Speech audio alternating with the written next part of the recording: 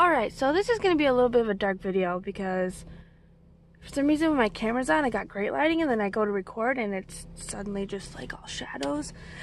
I'm sitting in my car because my house is loud right now. My kids are awake and they're like playing video games and shit, so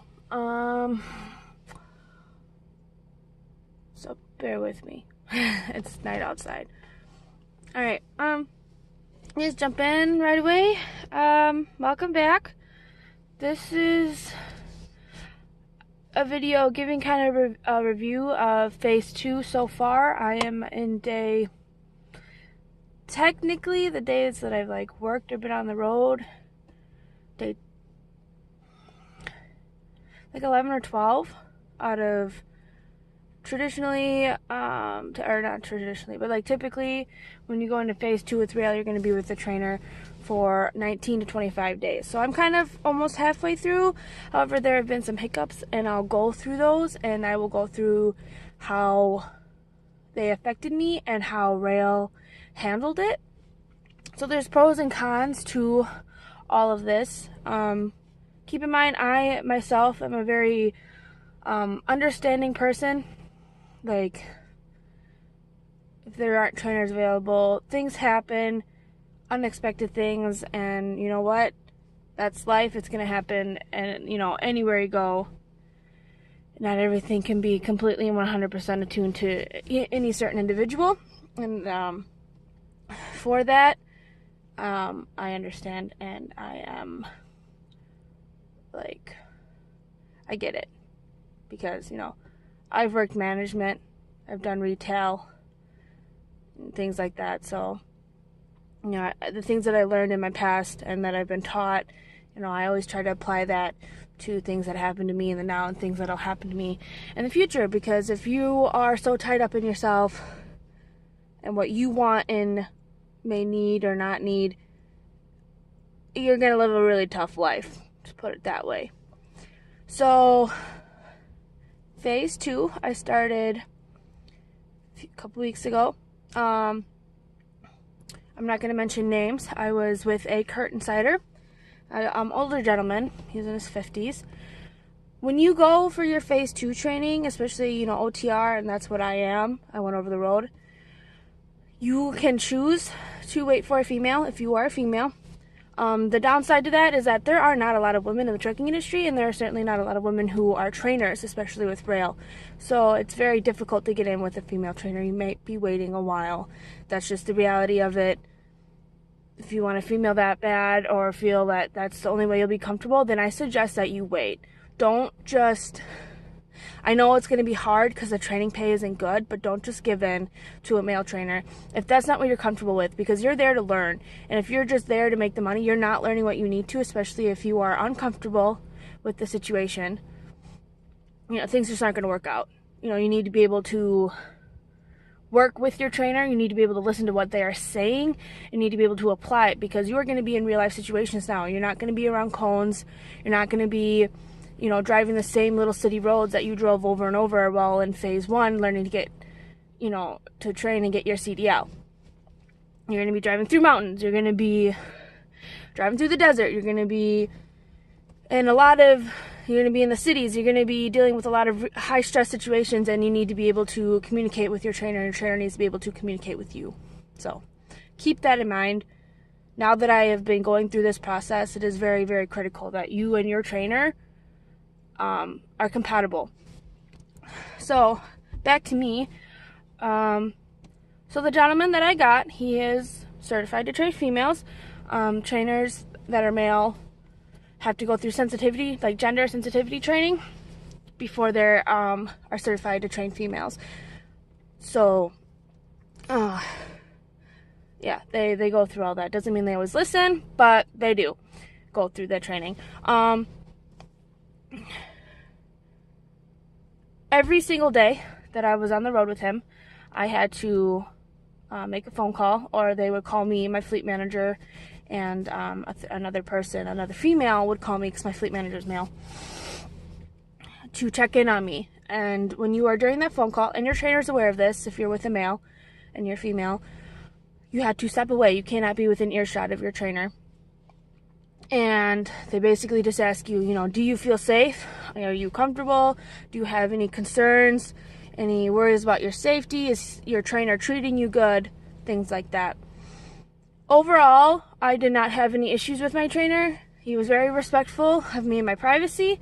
He, anytime I told him, hey, I gotta go to the bathroom, he would pull over, find at the nearest truck stop so I could go to the bathroom. He never gave me troubles for anything like that.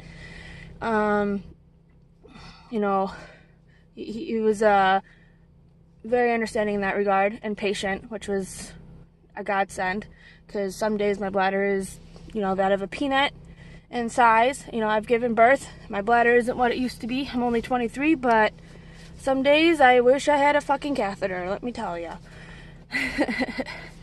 Some downsides to my training, and I'm just being very honest here. And I have come to the understanding that there was a bit of miscommunication that I didn't know at the time. But I was with him for 8 days, and I only drove 3 times. I didn't do any backing, coupling. I did do cargo securement, which was good. I can do straps in my sleep now. I didn't work much with the electronic log. Overall, I felt like I didn't do a lot. And it was very stressful to me that I didn't get to drive much. I was in an automatic truck instead of a standard. Which, I guess there's a bit of a learning curve, but not really. For me anyways, I felt it was pretty easy to manage. I drove through the mountains with it and, just dance with your Jake brake a little bit and you're good to go. But, yeah. And then there was 2 other instances where I felt that my safety was not being taken seriously. So I'm from Wisconsin, and we started out in Marshfield, picked up a bunch of doors, because there's a door factory there, and it was going to be a multi-stop all the way to Nevada, California, and Phoenix. Like 7 or 8 stops, I think. Which was great. We were totally stoked, because my trainer had never been to California. I've never been that far west. The farthest west I've gone is Arizona. So we were both stoked, like, yeah, fuck yeah, this is cool. Anyways, so we're in California, right outside Los Angeles. We come to this truck stop. And this truck stop, you have to pay to get into. 2, it's surrounded by barbed wire fence. Even their, dumpster was surrounded by barbed wire fence, so people couldn't get in there. And this truck stop was huge. We were still inner city. It was very... I've lived in Louisville, Kentucky. I have been around many cities, and being young, being a woman, just being fucking human, there are certain things that I do to increase my protection. And when I emphasize those things to my trainer, he did not listen to me. At this truck stop, I had 2 males approach me. Even though I made no contact, I did not open myself up for them to talk to me. Luckily, it didn't lead anywhere, and I was able to deflect and get away from the situation. And this was inside the truck stop. This wasn't even outside. But my trainer wanted me to do laundry. I had to do laundry that day. And I didn't want to, because I was going to be left alone in that truck stop, and I did not want that. Now, I understand that being in the trucking industry, you're going to run into situations like that a lot. However, when you are a woman, and for some reason people don't always take me seriously when I say this, you have to do things differently, and you have to watch your back. Roehl does not permit the use of weapons in your truck. You cannot have them in your truck. No guns. You're not supposed to have pepper spray or anything like that. Whether or not you bend the rules, that's up to you. All I had was my key on me, and he ended up coming in and was like, yo, I need your key, and took it, because he forgot his in the truck. The key was my only source of protection, and some of you might be looking at me like, what the fuck are you gonna do with the key? Some of us women are taught things with these everyday items to protect ourselves, because you know what? That is the world that we live in. Whether it's putting the keys in between your fingers and, having to use it as a form of self-defense. Am I going to find myself in those situations often or even at all? I might avoid them my whole life, but I don't know that for a fact. And when I explained this to my trainer, he basically told me he's not my babysitter and that nothing's going to happen to me.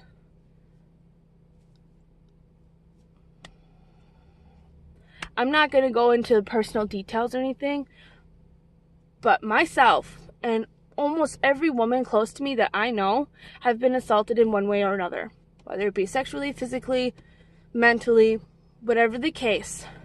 We live in a really cruel world, and there are cameras everywhere and things like that, but that doesn't necessarily mean that those things are going to help us in the moment. And whether it's just carrying a multi-tool, we had this wooden stick that we used just to thump the tires, whether I carried that with me. When I come in situations like that, I want something with me, and my trainer took the only thing that I had to protect myself, which was my keys. Sorry, but dirty socks and underwear aren't going to protect me.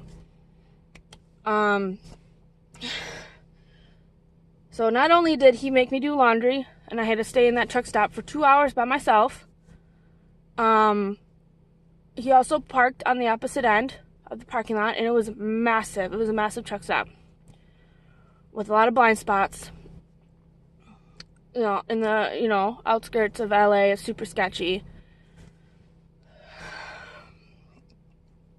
So yeah, there was that. And then the following day, we were going to our first consignee, and I had to go to the bathroom real bad.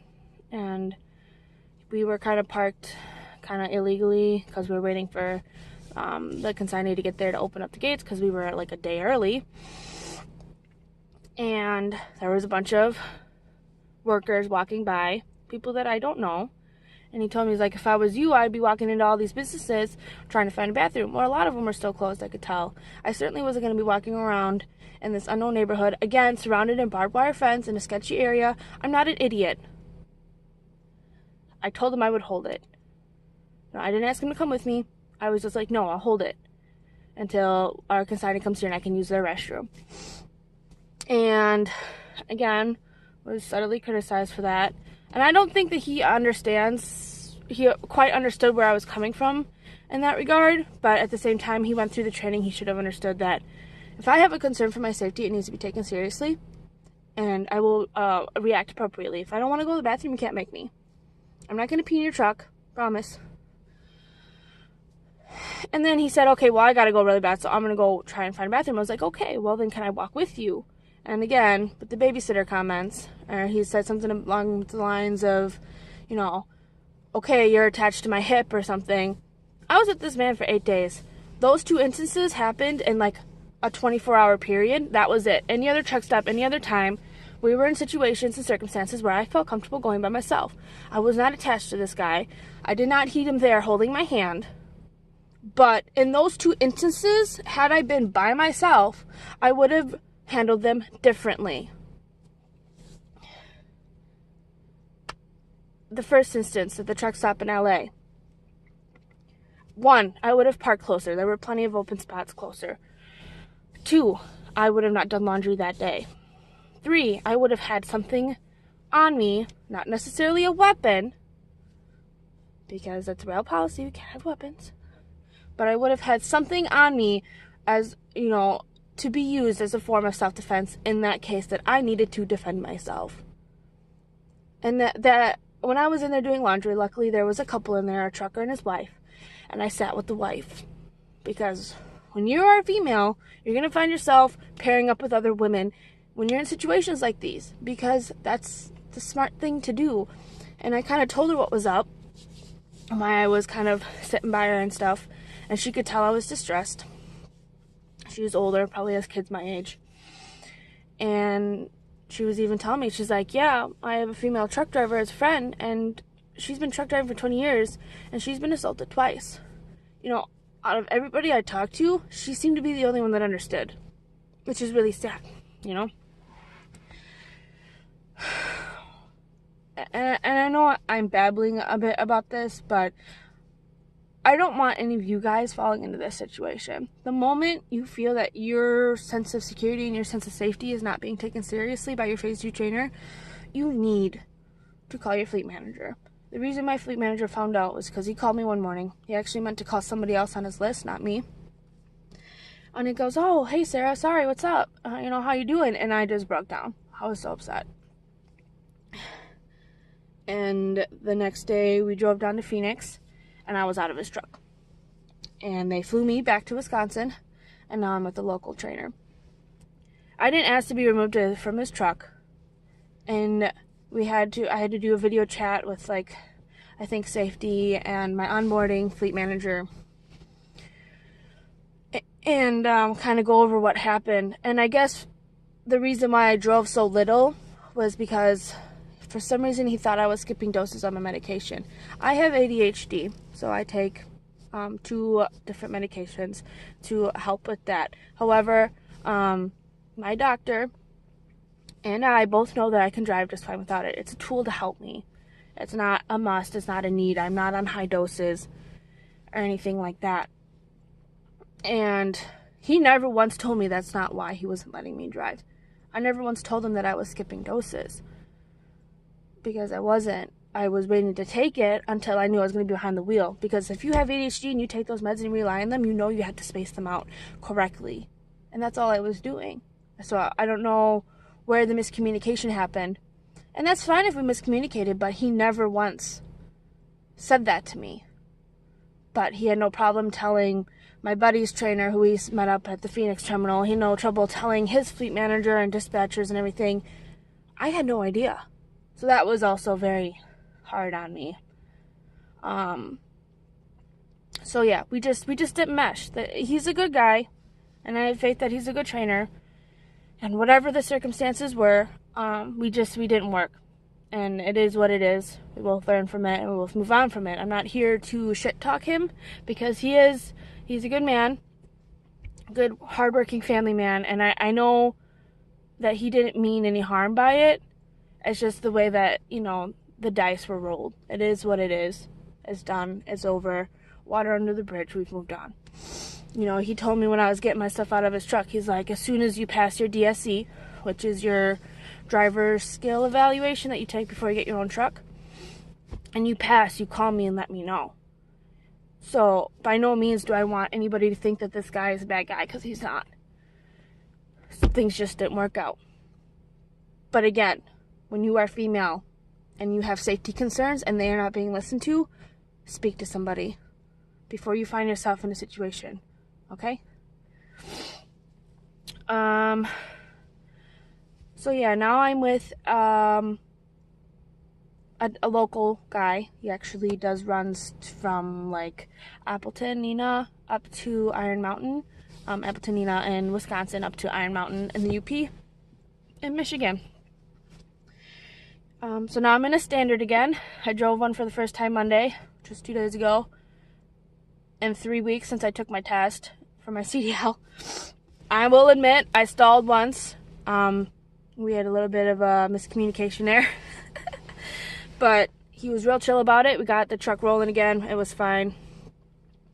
We expressed our miscommunication. Make sure it didn't happen again. He's also an older gentleman, but we definitely click better in, as a trainer and a trainee aspect. He knew that I wasn't getting much behind the wheel. He knew I didn't have, I wasn't taking my medication that day, and he let me behind the wheel because he understood that I was able to. Roehl understood that I was able to. And I did just fine. I drove a little over 200 miles, which was half, on the way back, pretty much. So that was about half the run, which was pretty good. I think I drove less than 1,000 in the 3 days that I was with my other trainer.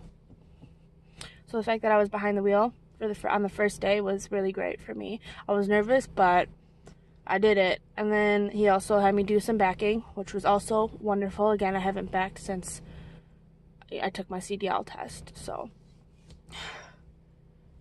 you just got to make sure you find somebody that you mesh with. And if you aren't getting what you need, don't be afraid to reach out. It's okay, because you know what? You might hurt their feelings, but this is your future. And that's what matters.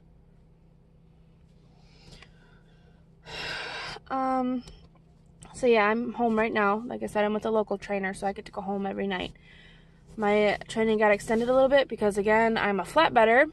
My first trainer was a curtain side. My second trainer has a Conestoga. So I have yet to be with an actual, just a plain flatbed. So I haven't done any tarping, haven't worked with chains. I can do straps in my sleep. So once I'm done with him, then I'll get a flatbedder for a few days, and hopefully I can take my DSC and move on to my own truck. So it's been a rough ride. I will admit, it has been rough. I have gotten angry, I've gotten pissed off, and I have been a little bit unhappy with the way things have panned out. It took me 8 days to even get in with my phase 1 trainer. So that's 8 days without pay. They were short on trainers. They had to find somebody that was going to be routed out my way that could pick me up. And I get that.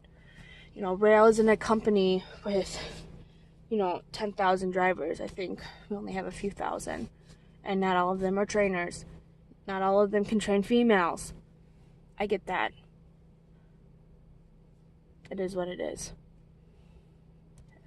There's nothing I can do. I can't go back and change time. I can't go back and automatically make available trainers ready to take me in, So just keep your head up, get through it, communicate with your fleet manager. Your fleet manager, God, you're going to get annoyed with them sometimes, but they're going to be your best friend. They are your number one line of communication behind the scenes to fixing any problems that you have.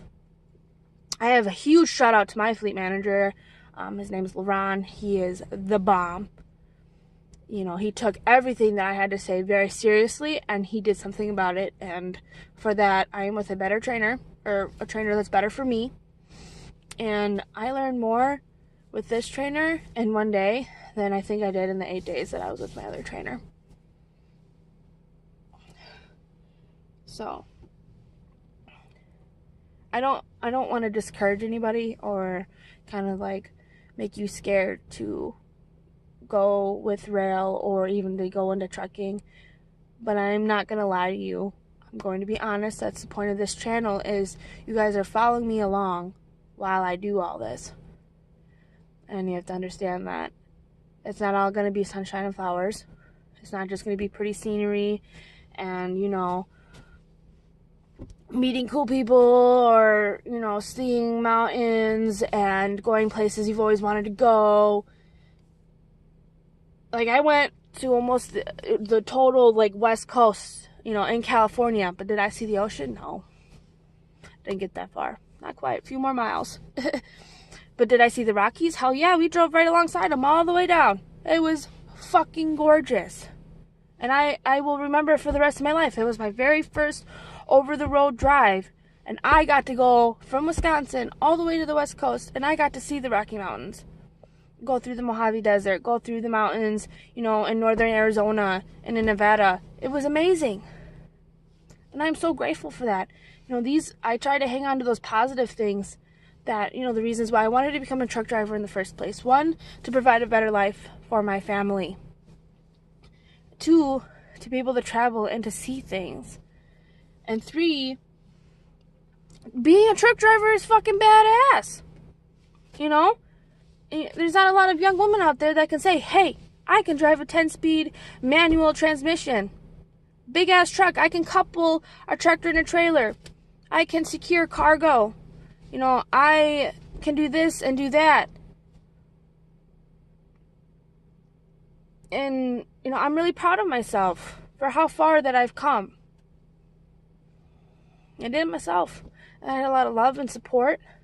But at the end of the day, I did it. I went out there. I got my CDL. I went out there. I've been doing this training, even though half the time I just want to fucking jump out the truck. But I'm doing it. I'm doing it for myself. I'm doing it for my kids, for my husband. I'm doing it. So, I'll never lie to you guys. Take what I say with a grain of salt, because your experience could be totally different than mine. Understand that, okay?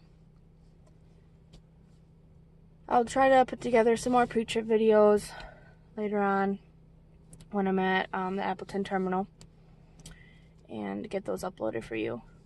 So, I'll continue to update you with phase 2.